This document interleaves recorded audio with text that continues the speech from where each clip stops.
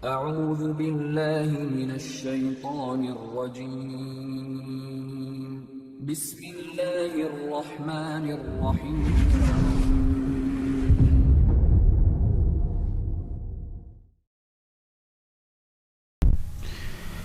إن الحمد لله نحمده ونستعينه ونستغفره ونعوذ بالله من شرور أنفسنا ومن سيئات أعمالنا.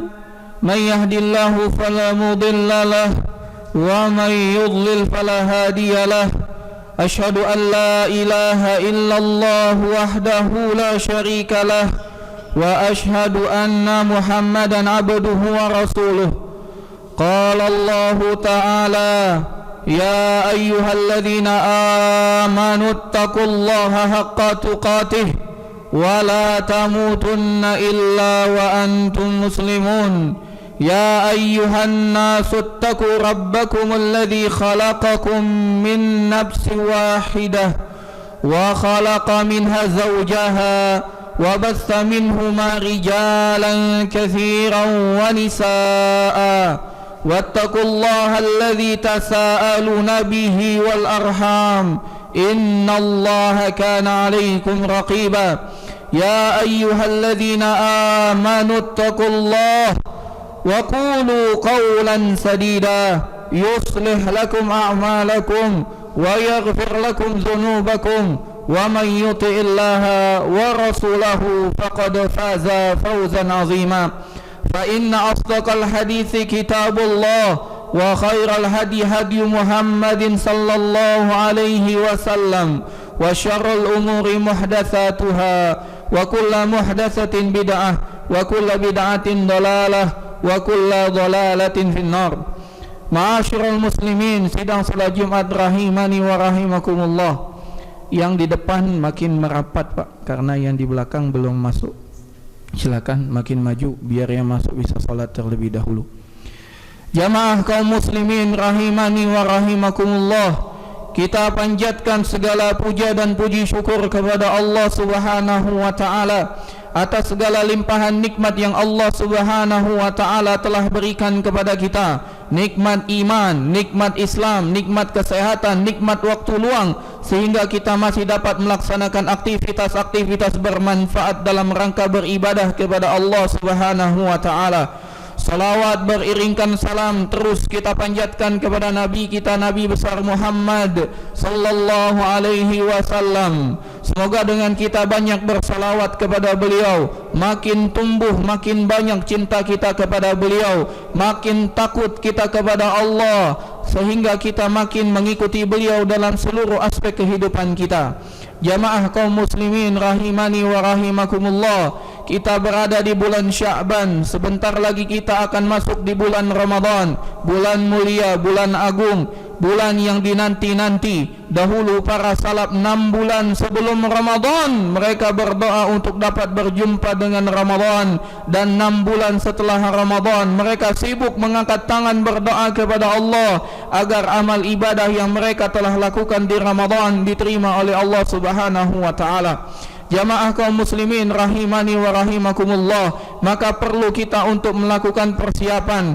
Orang yang cerdas tentu adalah orang yang mempersiapkan begitu tamu agung itu akan datang. Orang yang lalai adalah orang yang tidak mempersiapkan dirinya untuk menyambut tamu yang mulia, tamu agung ini. Maka marilah sebentar pada siang hari ini kita belajar hal apa saja yang harus kita persiapkan dalam rangka menyambut bulan Ramadan. Ada 3 perkara yang harus kita persiapkan dengan matang sebelum Ramadan itu datang menanti atau menjumpai kita. Yang pertama adalah hati.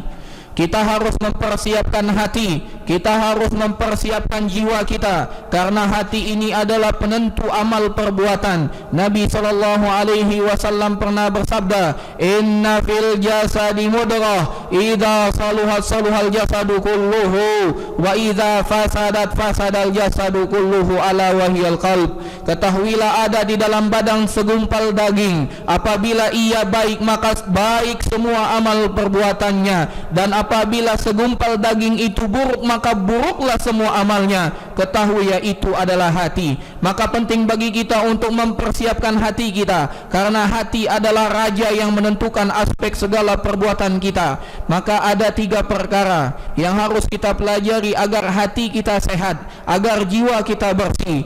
Nabi Muhammad sallallahu alaihi wasallam telah mengajarkan perkara-perkara yang dapat mensucikan dan membersihkan hati serta jiwa kita. Yang pertama, hendaklah kita memperbaharui dan mendalami lagi tauhid kita kepada Allah Subhanahu wa taala, karena tauhid merupakan kunci utama untuk sucinya hati. Ada orang berpikiran bahwasanya orang kafir memiliki hati yang suci dengan dia berderma, berbagi, menyantuni orang-orang lain. Namun ketahuilah, hati yang suci adalah hati yang dimiliki oleh orang yang bertauhid. Makin dia bertauhid kepada Allah, maka hatinya makin suci. Makin dia bertauhid kepada Allah, makin tinggi hati dan jiwanya. Dan jiwa yang tinggi akan menyebabkan seseorang bersemangat untuk beribadah kepada Allah, makin jauh dalam maksiat, makin menghindari dosa dan kezaliman. Maka mari kita bertauhid, mempelajari lagi tauhid kita agar hati kita makin menjadi bersih. Yang kedua, agar hati kita dan jiwa kita menjadi bersih adalah hendaklah kita memperbanyak berdoa kepada Allah Subhanahu wa taala. Nabi sallallahu alaihi wasallam mengajarkan kita doa dan beliau pun mempraktikkan itu dalam hari-harinya. Nabi sallallahu alaihi wasallam berdoa, Allahumma ati nafsi taqwaha wa zakkiha anta khairu man zakkaha anta waliyuha wa maulaha. Nabi sallallahu alaihi wasallam memohon kepada Allah, padahal beliau nabi, padahal beliau rasul, padahal beliau adalah orang terpilih, namun tetap saja Nabi berdoa agar hati dan jiwanya suci. Nabi sallallahu alaihi wasallam berdoa, ya Allah, berikanlah jiwaku ini ketakwaannya, sucikan hatiku ini, karena sejatinya hanya Engkau yang dapat mensucikannya. Engkau adalah pemilik dan yang menguasai hati ini. Maka hendaklah kita memohon dan berdoa kepada Allah sebanyak yang kita mampu. Seorang tabi'in, seorang ulama pernah mengatakan, aku berpikir tentang apa kunci kebaikan, maka aku dapati kebaikan itu begitu banyak. Salat, puasa, sedekah, semuanya kebaikan. Namun setelah aku renungi, sejatinya semua amalan itu ada di tangan Allah Subhanahu wa taala, dan Allah tidak akan memberikan amalan tersebut kepada seorang hamba kecuali seorang hamba memintanya. Maka aku simpulkan, kunci dari segala kebaikan adalah berdoa kepada Allah Subhanahu wa taala. Yang ketiga, amalan yang dapat kita lakukan untuk mensucikan hati kita adalah dengan membaca Al-Quran. Allah Subhanahu wa ta'ala menurunkan Al-Quran untuk mendidik kita, untuk menjadikan Al-Quran ini sebagai pedoman kita. Nabi SAW pernah bersabda, taraktu fikum amraini lan tadillu bihima. Kata Nabi SAW, aku tinggalkan bagi kalian 2 perkara yang apabila kalian berpegang teguh dengan 2 perkara tersebut, kalian tidak akan pernah tersesat selama-lamanya. Apa itu? Yang pertama adalah kitabullah, yaitu Al-Quran. Yang kedua adalah sunnatu Rasulillah, yaitu sunnah Nabi Muhammad sallallahu alaihi wasallam. Maka barang siapa yang ingin hatinya suci, jiwanya suci, hendaklah dia memperbanyak membaca Al-Quran. Dan yang dimaksud membaca Al-Quran adalah membaca huruf-hurufnya, memahami makna-makna tiap hurufnya, kemudian mengamalkan apa yang ia telah pahami dari Al-Quran. Dan ini merupakan bekal pertama, hati. Maka mari kita beralih ke bekal kedua yang harus kita persiapkan sebelum kita menyambut bulan Ramadan, adalah ilmu. Marilah kita mempersiapkan ilmu sebaik-baik mungkin. Salah satu ilmu yang harus kita persiapkan adalah ilmu tentang keutamaan puasa, ilmu tentang keutamaan bulan Ramadan. Jamaah kaum muslimin rahimani wa rahimakumullah, begitu banyak keutamaan-keutamaan Ramadan yang dijelaskan oleh Allah di dalam Al-Quran. Demikian juga yang dijelaskan oleh Nabi Muhammad SAW di dalam hadis. Yang pertama dari keutamaan ibadah puasa tersebut, bahwasanya ibadah puasa adalah ibadah yang khusus kita berikan hanya untuk Allah Subhanahu wa taala, dan Allah Subhanahu wa taala akan langsung mengganjar pahalanya langsung dari Allah Subhanahu wa taala. Kata Allah Subhanahu wa taala dalam sebuah hadits qudsi, Allah Subhanahu wa taala berfirman, kullu bani Adam lahu, semua amalan anak Adam itu untuk dirinya, illa siyam, kecuali puasa. Fa innahu li wa ana ajzi bihi, kecuali berpuasa, karena itu spesial seorang hamba melaksanakannya hanya karena aku, maka oleh karena itu aku memberikannya pahala langsung dari sisiku.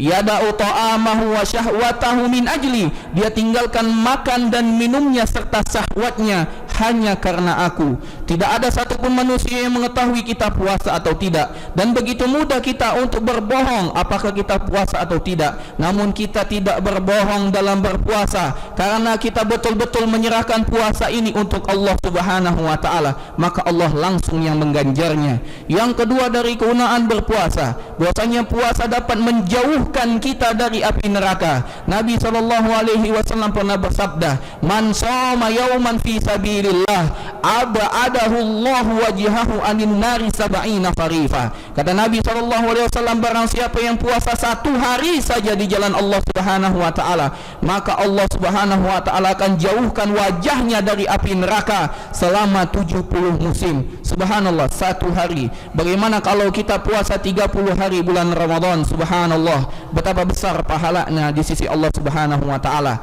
Yang ketiga dari keutamaan puasa adalah puasa amalan spesial yang Allah Subhanahu wa taala berikan pintu khusus di surga untuk orang yang berpuasa. Kata Nabi Muhammad sallallahu alaihi wasallam, "Inna fil jannati baban yuqalu laha rayyan." Sejatinya di dalam surga ada pintu khusus yang disebut dengan pintu Rayyan. Tidak ada yang masuk dari pintu tersebut kecuali orang-orang yang berpuasa. Maka dikatakan, mana orang yang berpuasa, maka mereka pun berdiri dan berbondong-bondong masuk ke dalam pintu tersebut. Ketika mereka semuanya sudah masuk ke dalam pintu tersebut, maka pintu tersebut dikunci dan tidak ada satupun yang boleh masuk ke dalam pintu tersebut kecuali orang-orang yang berpuasa. Yang keempat dari keutamaan berpuasa, bahwasanya orang yang berpuasa akan mendapatkan dua kenikmatan, satu di dunia dan satu di akhirat kelak. Kata Nabi SAW, "Inna lis-shaimi farhatan,"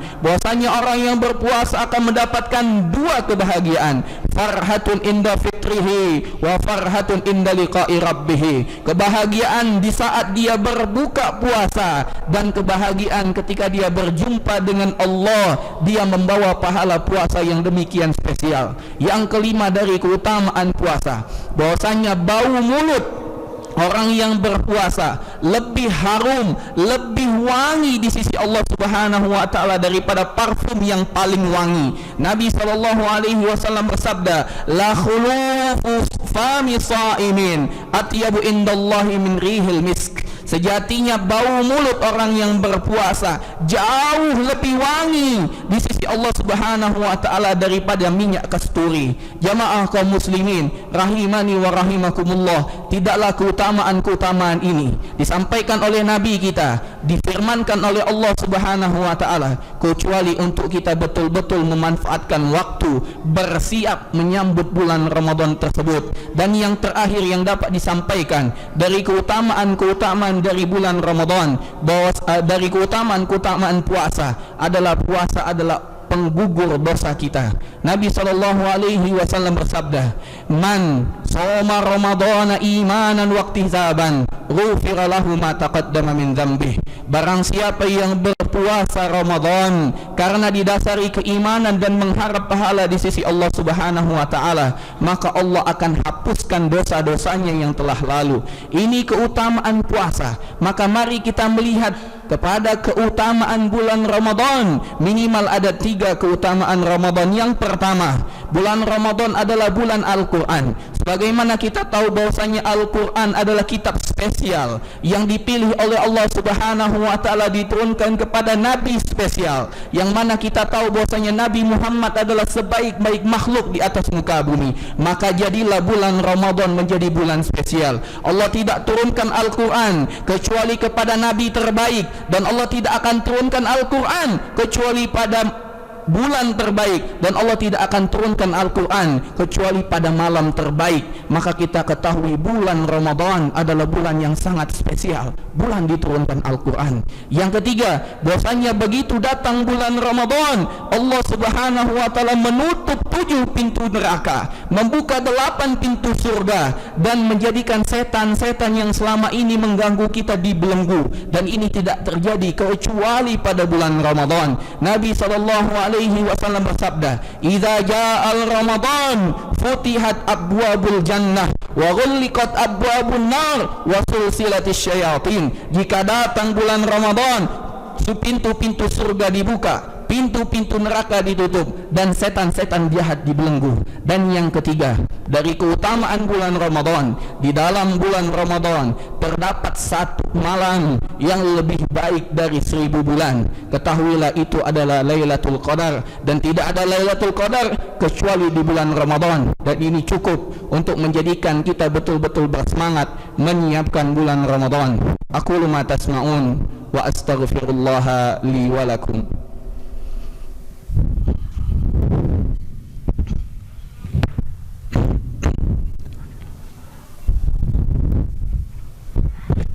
Alhamdulillahi Rabbil Alamin. Assalatu wassalamu ala ashrafil anbiya'i wal mursalin, nabiyyina Muhammadin wa ala alihi wa sahbihi ajma'in. Qala Allah Ta'ala, ya ayyuhalladzina amanu taqullaha haqqa tuqatih wa la tamutunna illa wa antum muslimun.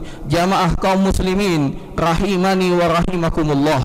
Yang ketiga, tadi sampaikan bahwasanya tips untuk menghadapi Ramadan, kunci sukses untuk bersiap-siap menghadapi Ramadan ada 3. Yang pertama, mempersiapkan hati. Yang kedua, mempersiapkan ilmu. Dan yang ketiga adalah mempersiapkan amal. Amal apa saja yang harus kita persiapkan? Yang pertama, hendaklah kita bersiap-siap melatih diri untuk memperbanyak puasa. Karena Nabi Muhammad SAW, sebagaimana diceritakan oleh istri beliau Aisyah Ummul Mukminin, tidaklah beliau memperbanyak puasa sebanyak beliau puasa di bulan Sya'ban. Beliau paling banyak berpuasa sunnah di bulan Sya'ban, dan ini sebagai persiapan untuk menyambut bulan Ramadan. Yang kedua yang harus kita latih, hendaklah kita memperbanyak membaca Al-Quran. Sebagaimana kita ketahui bahwasanya bulan Ramadan adalah bulan Al-Quran, maka amalan yang paling spesial setelah berpuasa di bulan Ramadan adalah kita memperbanyak tilawah Al-Quran. Maka biasakan diri kita untuk memperbanyak membaca Al-Quran di bulan Sya'ban, sehingga begitu datang bulan Ramadan, jiwa kita telah terbiasa untuk menetapkan target-target tinggi. 1 hari 1 juz, 1 hari 2 juz, 1 hari 3 juz, atau minimal kita dapat menghatamkan 1 kali Al-Quran dalam 30 hari Ramadan. Dan lebih utama lagi apabila kita dapat menghatamkan 1 kali Al-Quran bersama dengan terjemahannya, sehingga kita tidak hanya membaca lafaz Al-Quran dalam bahasa Arab, namun kita juga mengetahui apa maksud dari ucapan-ucapan atau dari ayat-ayat yang kita baca tersebut. Yang ketiga yang harus kita latih begitu atau sebelum datang bulan Ramadan adalah untuk memperbanyak sholat, untuk memperbanyak sholat sunnah.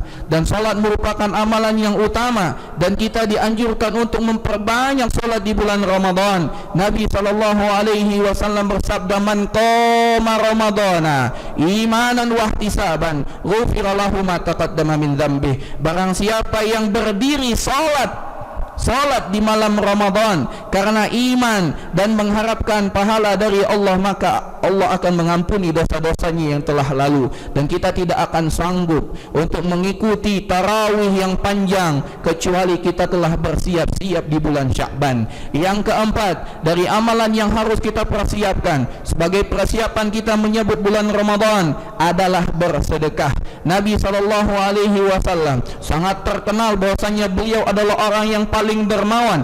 Beliau tidak pernah menolak orang yang datang untuk meminta, pasti beliau berikan. Namun ketika datang bulan Ramadan, beliau lebih dermawan lagi. Bahkan dikatakan beliau berinfak bagaikan angin yang berhembus.